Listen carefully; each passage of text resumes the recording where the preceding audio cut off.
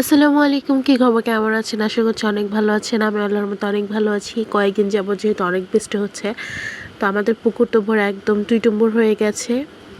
আর প্রকৃতির মানে যে সবুজ সবুজ একটা ভাব চলে আসছে, মাশাআল্লাহ খুব ভালো লাগতেছে। আর আজকে হচ্ছে শুক্রবার, তো শুক্রবারে তো স্পেশাল রান্না অবশ্যই হবে।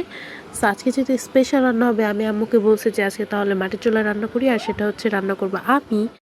তো যেই বলা সেই কাজ, আমি অলরেডি রান্না বসাই দিচ্ছি। এটা হচ্ছে পোলাও।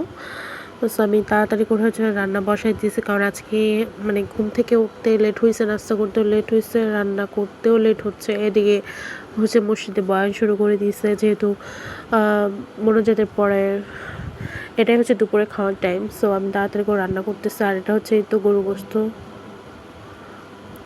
রান্না করবো এখন। কষাই টষাই সব আমি দিয়ে দিচ্ছি। আর হচ্ছে আজকে কোনো রেসিপি হবে না, কারণ যেহেতু মাটির চুলা রান্না হচ্ছে, এমনিতে হচ্ছে ধোয়া, একটু গরম তো অবশ্যই আছে।